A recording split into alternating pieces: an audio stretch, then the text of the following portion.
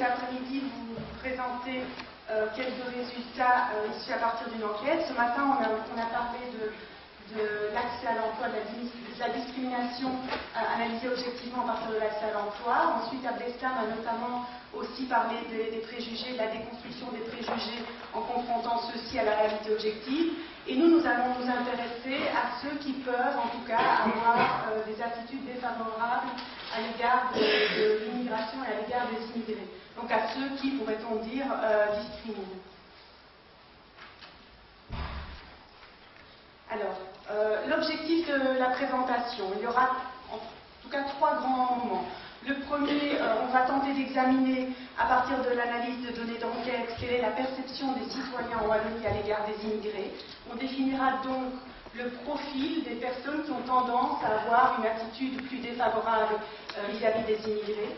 Ensuite, ce n'est pas de définir le profil, il s'agit de comprendre et d'expliquer les différences en matière de perception à l'égard des immigrés.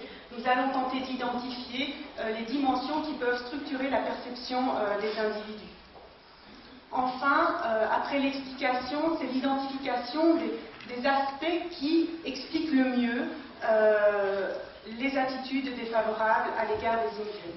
On terminera, mais ce sera également la parole qui vous sera donnée par des questions autour de ces premiers résultats, parce qu'on est vraiment dans une démarche exploratoire, questions qui nous permettront d'approfondir nos analyses, qui sont donc vraiment au commencement.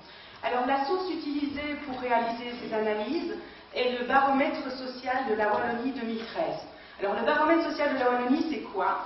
C'est une enquête quantitative, une enquête en face à face, donc on va chez le citoyen. Elle a été réalisée en automne, durant la période d'automne 2012 jusqu'à fin janvier 2013, sur un échantillon probabiliste de 1238 individus. L'échantillon est représentatif de la population wallonne de 18 ans et plus. Donc ça c'est important, ça veut dire que les constats, les analyses que nous faisons aujourd'hui sont représentatifs de la perception des citoyens en Wallonie. Alors, le travail de terrain a été réalisé par l'Institut Di Marceau et suivi par Thierry Bornand et moi-même, ainsi que d'autres collègues comme Laurent Verly qui est présent dans cette salle. Cette enquête, elle a pour but d'interroger les citoyens sur toute une série de thématiques. Et c'est cela sa richesse, c'est qu'elle s'intéresse à la participation associative, à la nature des réseaux sociaux des citoyens, à leur engagement politique, leur sentiment d'appartenance, leur degré de confiance en l'avenir, leur degré de confiance dans les institutions, leur sentiment de contrôle et encore bien d'autres thématiques telles que les préoccupations environnementales, les priorités politiques pour les citoyens, etc. L'objectif étant quoi? Étant de mieux comprendre en fait le fonctionnement de la société wallonne et les préoccupations de ces citoyens à partir justement de leur perception, de leurs paroles. Donc vous l'aurez compris, ici le social est au cœur de la réflexion et cette enquête est tout à fait originale en Wallonie parce que c'est une première d'avoir comme ça une enquête sociale qui touche à de nombreuses thématiques et qui interroge directement le citoyen. Alors, petit rappel, le contexte du baromètre social de la Wallonie, cette enquête n'est pas nouvelle. Le démarrage, le tout premier commencement a été en 2003 où nous avons réalisé la toute première enquête qui s'intitulait Identité et capital social. Fort de cette expérience qui a été vraiment très intéressante, le gouvernement wallon a manifesté son souhait de poursuivre cette enquête et de connaître la perception des citoyens sur de nouvelles thématiques. En 2011, dans un contexte de crise, crise au niveau européen et crise également au sein de notre pays, le gouvernement a réitéré sa demande en introduisant cette fois aussi des aspects, des questions sur les priorités des citoyens en matière politique et ce qu'ils pensent également des actions, des dispositifs mis en œuvre en Wallonie. Donc c'est un instrument de mesure qui se veut récurrent. Monsieur Brunet l'a dit, l'enquête a été réalisée en automne et nous apprêtons ici à réaliser une deuxième vague à la demande du gouvernement, mais alors sur un module un peu plus réduit, à la rentrée, donc en septembre. Nous vous présentons les premières analyses à partir d'un tout petit module. C'est vraiment 4 questions spécifiques sur l'immigration, les questions qui ont été pensées et conçues avec notre collègue Abdeslam Marfour. Et il y a bien sûr énormément de thématiques qui pourraient être abordées, donc je vous invite dès à présent si vous êtes intéressé par l'enquête, à vous inscrire au colloque organisé par l'IWEX qui aura lieu en décembre de cette année. Alors, alors là, c'est la parole à mon collègue. Donc, je vais commencer par vous présenter une première partie des résultats donc, sur la perception des Wallons vis-à-vis des étrangers. Alors, communément, on vous l'a rappelé ce matin, en fait, il y a deux manières de concevoir l'intégration des étrangers dans un pays. Il y a l'aspect qui est insertion, qui est le pendant socio-économique, et puis l'aspect plus général qui est intégration, qui amène plus le contexte culturel, donc les questions culturelles. Et ce qu'on observe au niveau de la perception des populations ou des Wallons vis-à-vis de l'intégration des étrangers, c'est que finalement ces deux aspects-là ressortent, mais comme une menace. Donc la première menace, quand on demande aux personnes quelles attitudes elles ont vers les étrangers, ça peut être la menace socioculturelle. C'est de dire, en fait, les étrangers représentent une menace par rapport à notre culture, et donc on va essayer de s'en protéger. Donc ça, c'est la première menace. Et la deuxième menace qui peut apparaître, c'est la menace socio-économique, c'est de dire, en fait, les étrangers représentent une compétition par rapport à l'emploi dans le pays. Il n'y a pas assez d'emplois, et donc on va essayer de se protéger en disant, voilà, les étrangers, on ne peut plus les accueillir parce que ça coûte cher, etc. Donc voilà, au niveau de la perception, ce sont les deux représentations qui ressortent généralement quand on fait une enquête sur l'attitude vis-à-vis des étrangers. Donc on va reprendre en fait ces deux perceptions-là, et en fait on va se focaliser sur la menace socio-économique, puisque en fait le colloque aujourd'hui s'intéressait à l'intégration des étrangers vis-à-vis de l'emploi, et donc c'est vraiment cet aspect-là de menace qui va nous intéresser et qu'on va essayer de décortiquer pour voir qu'est-ce qui permet de déterminer que la population perçoive les étrangers, puisse percevoir les étrangers comme une menace à ce niveau-là. Donc, en fait, dans l'enquête, comme Rebecca Cardeli vous l'a dit, il y a en fait 4 questions qui abordent cette question de menace sur le plan socio-économique. Donc, la première question, c'est, on pose la question, les immigrés contribuent êtes-vous d'accord pour dire que les immigrés contribuent à la prospérité économique du pays? Et puis, on a une échelle en 4 points, donc de tout à fait d'accord à pas du tout d'accord. Et ce qu'on observe, c'est qu'en fait, parmi les Wallons, donc ça ce sont des données de 2013, il y a 54,6% des Wallons qui pensent que les étrangers ne contribuent pas à la prospérité économique de la Wallonie. Donc comme je vous l'ai dit, ici ça représente vraiment une menace socio-économique, c'est-à-dire qu'on dit que les étrangers arrivent, mais ne contribuent pas à la prospérité économique, alors que la présentation d'Abdeslam ce matin, par exemple, vous a montré que ce n'était pas le cas. Et puis on observe qu'il y a 21% quand même, donc c'est une personne sur 5, c'est quand même assez important, qui adopte une position extrême pour dire pas du tout. Donc quand on leur pose la question, ils disent les étrangers ne participent pas du tout à la prospérité économique. Comme deuxième question qui évalue cette menace perçue au niveau socio-économique, c'est de dire les immigrés sont une charge pour la sécurité sociale du pays. Donc ça, on a vu que c'est une idée reçue qui est en fait très fortement diffusée, puisqu'en fait on a 66,8% des Wallons qui pensent effectivement que les étrangers représentent une menace pour la sécurité sociale du pays. Donc en termes de représentation, il y a vraiment une représentation forte pour dire qu'en fait les immigrés, alors que ce n'est pas le cas, pour dire que les immigrés représentent une charge au niveau de la sécurité sociale. Donc là, on est toujours au niveau des perceptions, je tiens quand même à souligner. Au niveau des personnes qui adoptent une position extrême, donc on a une personne sur 4 qui dit tout à fait d'accord en termes de poids pour la sécurité sociale. Donc ça, c'est l'item en fait qui fonctionne le plus, qui est le plus discriminant, on va dire, sur les 4 items. Le troisième item, c'est de dire que les immigrés prennent le travail des gens nés dans le pays. Donc ici, on voit qu'il y a une acceptation un peu moins forte. Donc ça ne veut pas dire qu'il n'y a pas une perception comme une menace, mais ici, la perception est un peu moins forte, simplement. On a 40% quand même des Wallons qui pensent que les étrangers prennent le travail des gens du pays. et puis 14,9% qui adoptent une position extrême par rapport à cette question. Et puis la quatrième question qui aborde donc cette menace sur le plan socio-économique, c'est de dire que les émigrés accentuent les problèmes de criminalité. Donc ça c'est de nouveau une représentation assez largement diffusée. Et donc quand on pose la question, on observe qu'effectivement 58,4% des gens pensent que les étrangers représentent une menace en termes de criminalité. On a de nouveau 21% des personnes qui adoptent une position extrême. Donc évidemment, ce qui va nous intéresser par la suite, c'est de voir en fait, une fois qu'on a vu que finalement les préjugés sont très importants, et ça avait déjà été démontré ce matin, ce qui va nous intéresser de savoir, c'est qu'est-ce qui permet de déterminer l'apparition de ces préjugés. Est-ce que c'est lié en fait à ce qui se passe dans les médias? Est-ce que c'est lié à une vulnérabilité personnelle, etc. Donc ça, c'est ce qu'on va essayer de décortiquer dans la suite des analyses.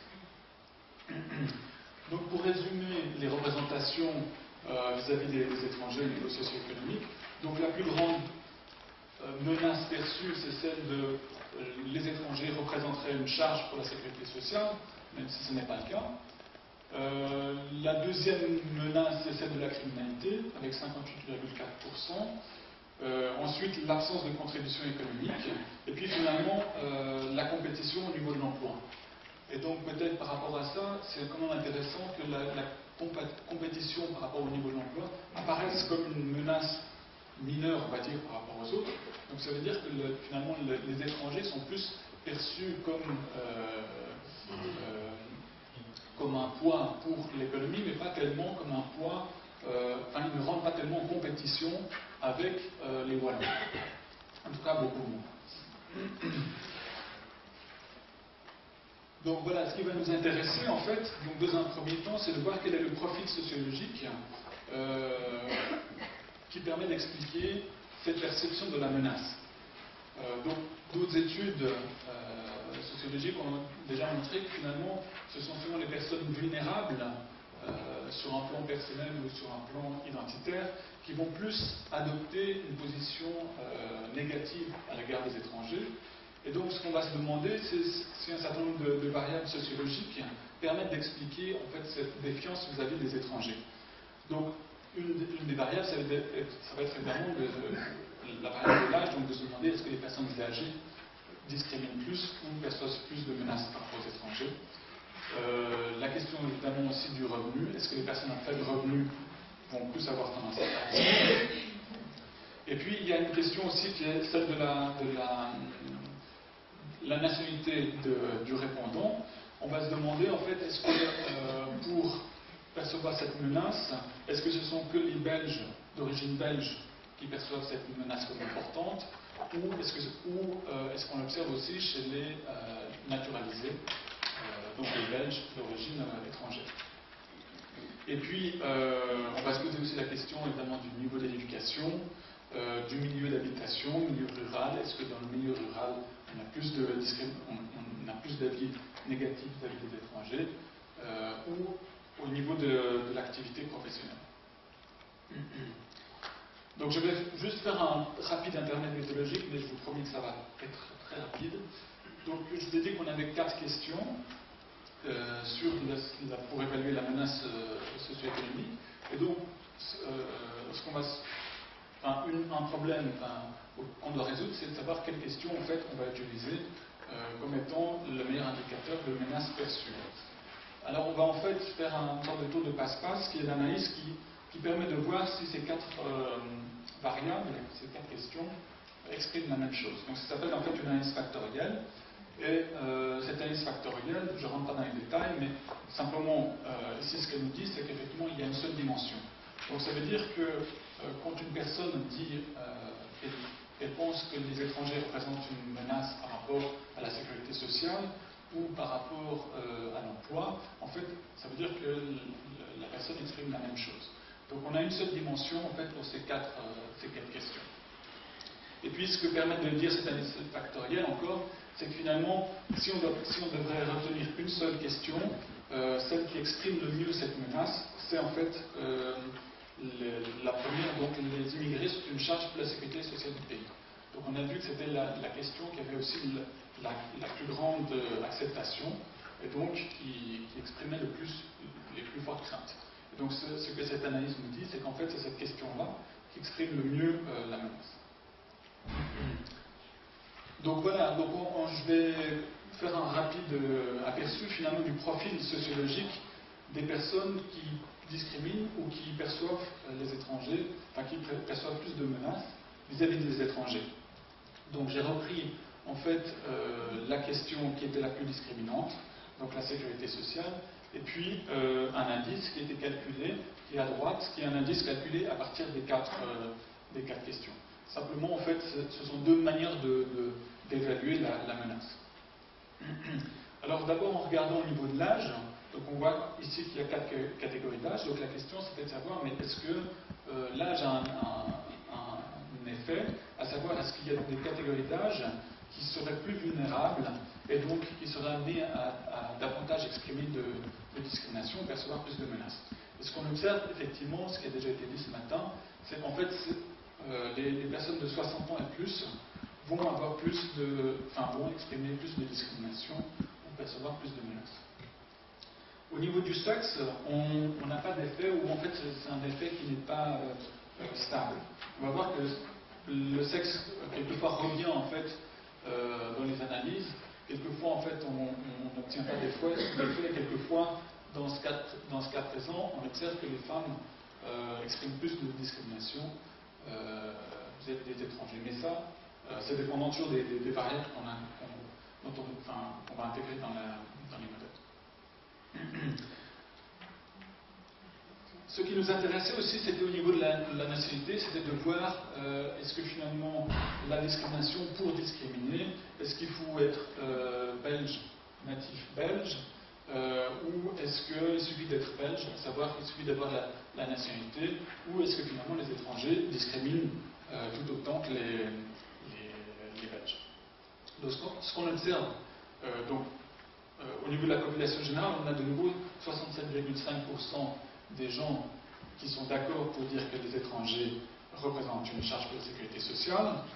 Au niveau des étrangers, si on prend la population d'étrangers, dans notre échantillon il y avait 605 personnes, on est à un niveau beaucoup plus bas, donc on est à 38%, donc la plupart des étrangers pensent qu'effectivement les étrangers ne représentent pas une charge pour la sécurité sociale du pays. Ce qui nous intéressait davantage, c'était de voir si les Belges d'origine étrangère se situaient dans le groupe des étrangers ou dans le groupe des Belges natifs. Et ce qu'on observe en fait, c'est qu'ils se trouvent dans le groupe des étrangers. Donc à savoir qu'ils ne discriminent pas autant que les Belges d'origine belge. Et donc, ils ont plutôt tendance à, en fait, on va dire, leur vécu a de l'importance au moment d'exprimer la discrimination. Au niveau du niveau d'éducation, on observe deux phénomènes ici. Donc on observe un phénomène qui est que plus les personnes qui ont un niveau d'éducation supérieure, que ce soit universitaire ou doctorat, en fait expriment beaucoup moins ou ressentent beaucoup moins de menaces que la population générale. Donc il y a environ 50% des gens qui sont d'accord, 50% qui ne sont pas d'accord. Par contre, ce qu'on observe, l'autre phénomène qu'on observe, c'est que les personnes qui ont un niveau d'éducation, on va dire faible, expriment plus de discrimination vis-à-vis des étrangers. Donc ici, pour les primaires et sans diplôme secondaire inférieur, on arrive à peu près donc, entre 25 et 30%, enfin je veux dire, si je prends l'autre nom, donc entre 70 et 75% des gens qui expriment de la discrimination vis-à-vis des étrangers. Une autre dimension qui nous intéressait, c'était la composition du ménage. Savoir est-ce que la structure du ménage va avoir une influence sur la perception que les gens ont vis-à-vis des étrangers. Donc là, on a découpé simplement les ménages en regardant les familles, donc les personnes qui vivent en famille, les personnes qui vivent seules avec un enfant, en couple avec enfant, en couple ou seul. Et en fait, la seule configuration qui a un effet, c'est pour les personnes qui vivent seules. Donc, visiblement, les personnes qui vivent seules se sentent plus, si on l'interprète sur le plan de la vulnérabilité, peuvent se sentir plus vulnérables sur le plan individuel, parce qu'elles ont peut-être un réseau social moins développé, etc., moins de support social, et donc elles expriment plus de discrimination à l'égard des étrangers. Ce qui va nous intéresser par la suite, c'est de voir si en fait cette composition du ménage ne peut pas s'expliquer, par exemple, par l'âge des personnes qui répondent.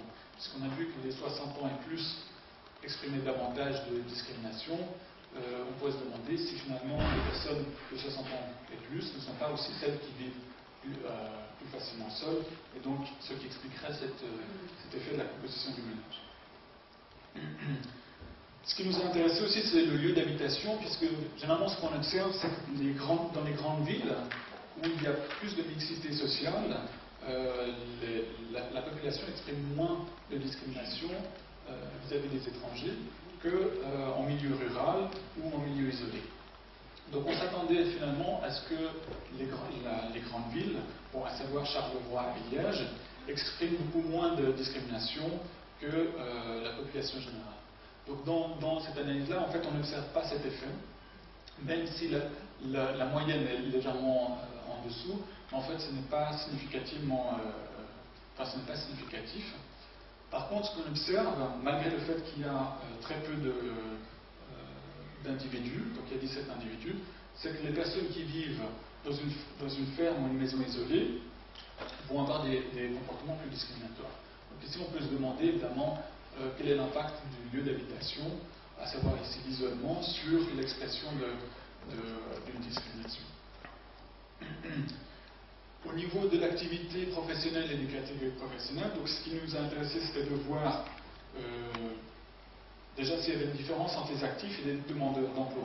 Parce qu'on peut se dire que finalement, les personnes, si réellement il y avait une menace en termes d'emploi, les personnes qui devraient le plus l'exprimer, ce seraient finalement les demandeurs d'emploi, qui devraient percevoir, si réellement c'était le cas, que les étrangers seraient vraiment une menace pour eux. Dans cette analyse-là, en fait, on observe que ce n'est pas le cas. Donc les demandeurs d'emploi ne se différencient pas des actifs pour exprimer la discrimination envers les étrangers. Par contre, ce qu'on observe, c'est que les personnes qui sont inactives, mais ici, il faut savoir que ça regroupe une population assez large, donc les inactifs, ce sont les personnes qui ne sont évidemment pas en emploi, mais qui ne sont pas demandeurs. Donc le fait d'être de rester à la maison, par exemple, ce sont aussi les pensionnés et les étudiants. Donc finalement, dans les inactifs, on a une population assez large. Donc c'est intéressant par la suite d'aller un peu plus dans le détail. Ce qui nous intéressait aussi, c'était de voir en termes de catégories professionnelles, est-ce qu'il y a des catégories professionnelles qui finalement discriminent plus que d'autres. Et en fait, on obtient ici deux effets, à savoir que les ouvriers, la catégorie d'ouvriers, discrimine plus les étrangers que la population générale. Par contre, en fait, chez les cadres supérieurs, on observe une discrimination moindre que la population générale. Donc ici, on peut se demander évidemment quel est l'impact finalement du milieu professionnel sur l'expression de discrimination. Et puis une variable qui est aussi très fréquemment reprise, donc c'est le niveau de revenu. Donc ici, pour aborder cet aspect-là, dans l'enquête, on a une question qui est avec votre revenu, parvenez-vous facilement à joindre les deux bouts à la fin du mois. Et en fait, c'est une variable qui fonctionne assez bien, puisque qui fonctionne souvent mieux que le revenu objectif. Et donc, ce qu'on observe ici, c'est que les personnes qui ont de la peine, mais qui terminent très difficilement les fins de mois, expriment plus de discrimination, à l'opposé des personnes qui ont beaucoup de facilité, on va dire, dans les deux bouts à la fin du mois, expriment moins de discrimination. Par contre, sur les modalités intermédiaires, il n'y a pas d'effet. Voilà, alors, donc une fois qu'on a fait le profil profil variable par variable, ce qui nous intéressait, parce que je vous ai dit, finalement, il y a des variables qui peuvent cacher l'effet d'autres variables. Donc on avait vu par exemple que la modalité de la composition de ménage pour vivre seul avait beaucoup moins avait un effet sur l'expression de discrimination. Donc ce qui nous intéressait, c'était de voir avec d'autres variables, ici, lorsqu'on contrôle avec d'autres variables, c'est toujours un effet. Donc je vais passer rapidement sur cette diapositive, parce que je vois que le temps passe vite. Donc en fait, ici on a repris toutes les variables en elles-mêmes et on les a les variables entre elles, et ce qui permet de contrôler l'effet d'une par rapport à l'autre. Donc rapidement pour vous dire que finalement, ce qui a toujours un effet, finalement, c'est le diplôme. Donc plus on a un diplôme élevé, moins on discrimine. Mieux on termine les fins de mois, moins on exprime de discrimination. Par contre, en termes de catégorie professionnelle, les ouvriers expriment plus de discrimination. Ici, on a un effet du sexe. On a aussi un effet de l'âge, donc ça veut dire que les 60 ans et plus qu'on avait vu expriment plus de discrimination. Les cadres supérieurs sont une catégorie qui exprime moins de discrimination. Et puis, le fait de vivre dans une ferme ou une maison isolée fait que les personnes vont exprimer plus de discrimination. Voilà. Donc, je vais rapidement passer la parole à ma collègue.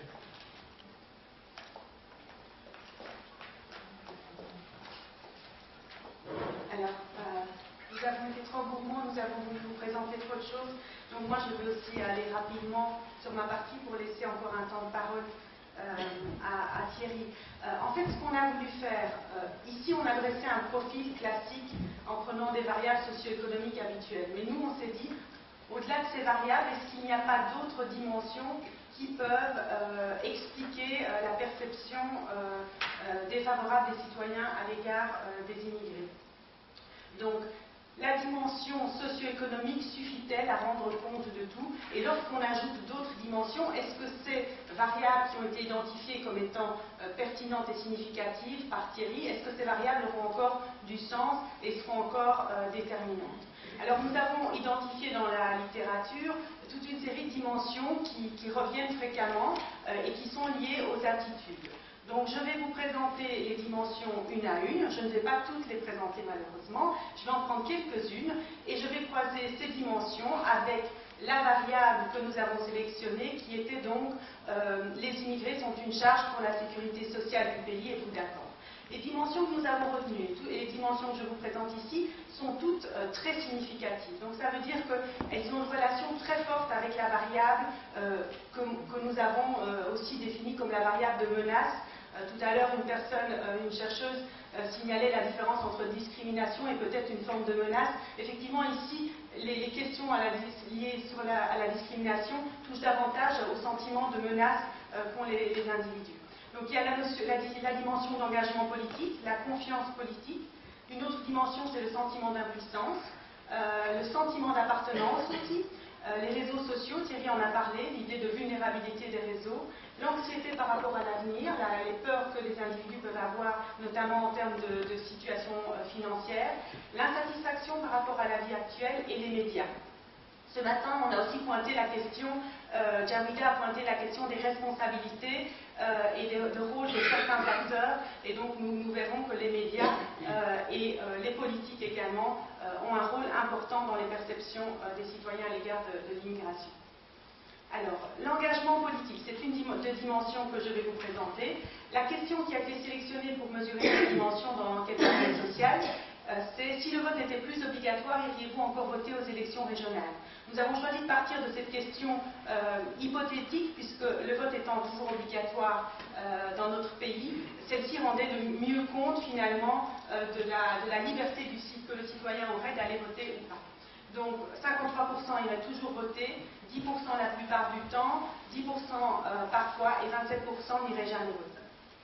Alors, lorsqu'on croise la dimension engagement politique avec la question liée à la menace ethnique, on voit deux choses. On voit finalement, vous voyez, en abscisse, vous avez la question si le vote n'était plus obligatoire, iriez-vous encore voter?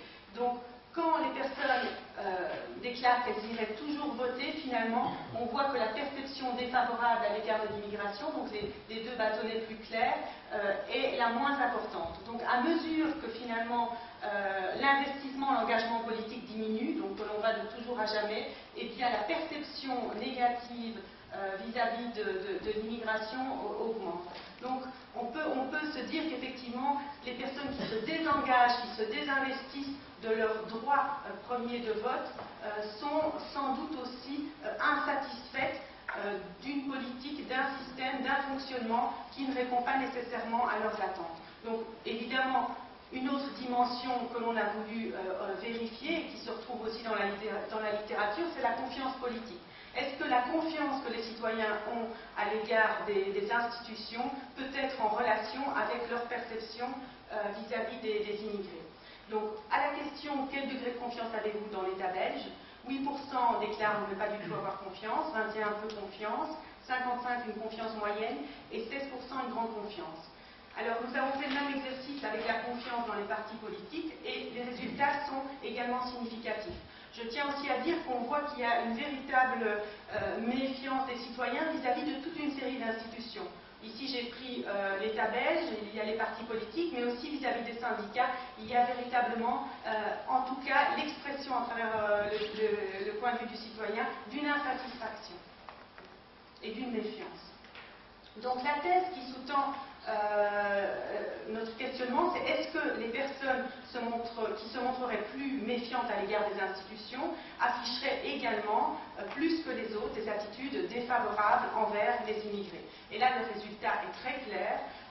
Plus la confiance est grande envers l'État, envers les partis, envers les institutions qui représentent le pays, et moins non pas les discriminations, mais moins le sentiment de menace est présent. Vous voyez, j'ai entouré ici donc les personnes qui n'ont pas du tout confiance, le premier bâtonnet, sont 57% à être tout à fait d'accord, voire plutôt d'accord avec cette image que les immigrés sont une charge pour la sécurité sociale du pays, alors que ce pourcentage n'est que de 15% pour les personnes qui ont une grande confiance, une confiance totale. Donc on voit que cette dimension, elle est vraiment un signal fort, elle sera un signal fort, la confiance du citoyen, de l'attitude qu'ils pourront avoir à l'égard des étrangers.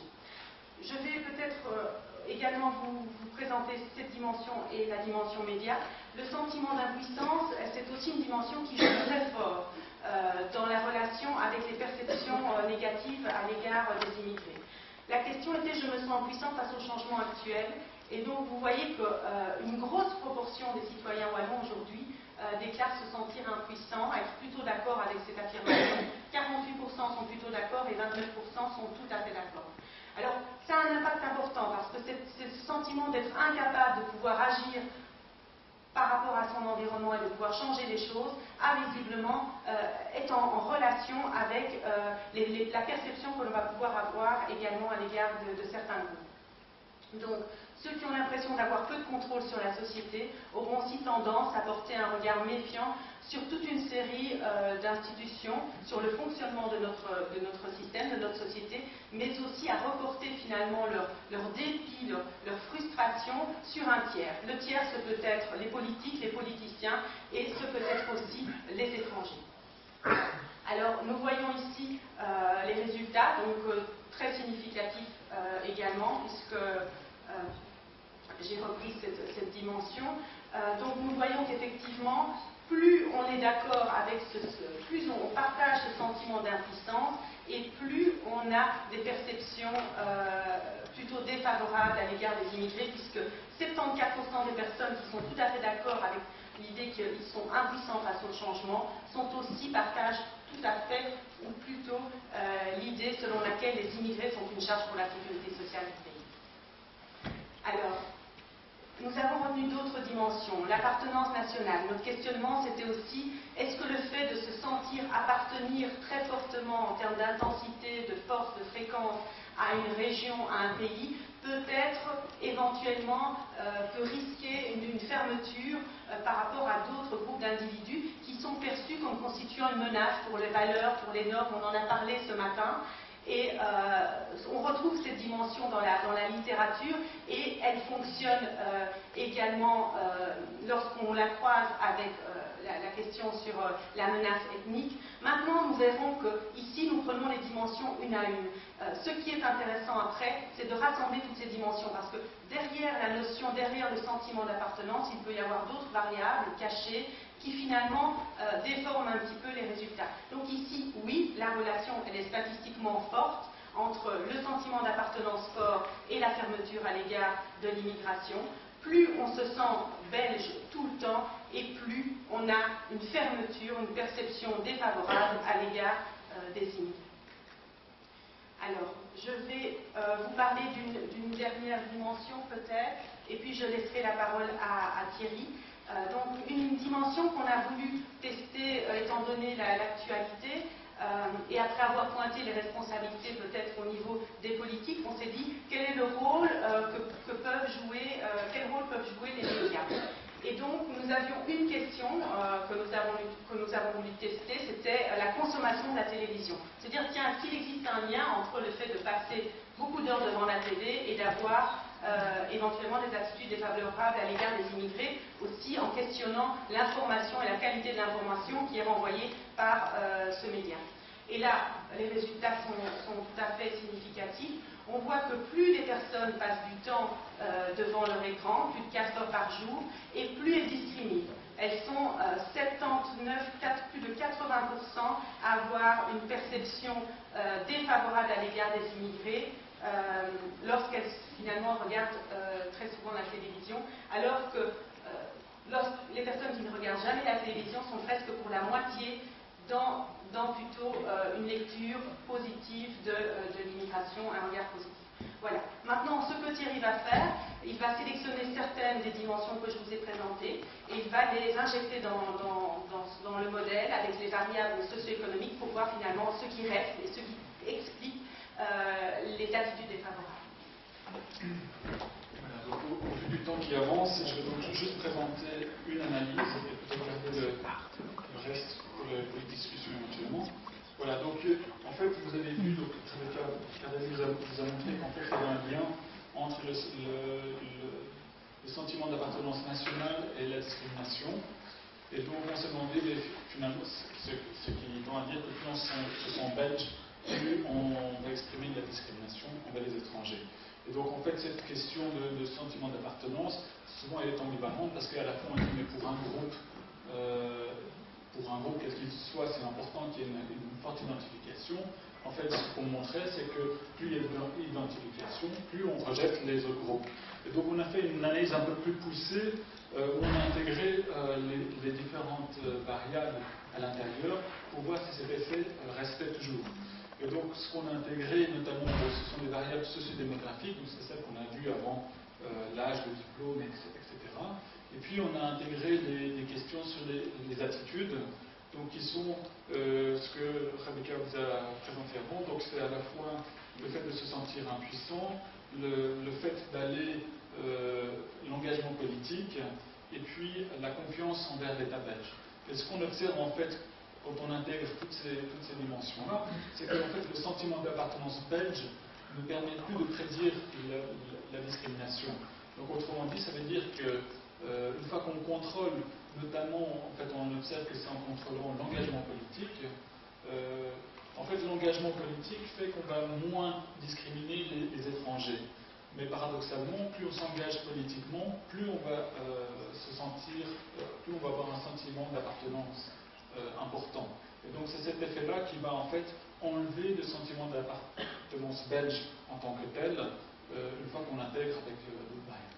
Voilà, donc c'était juste peut-être voilà, je vous ai présenté ça pour conclure et pour passer à la suite. Merci beaucoup. Donc,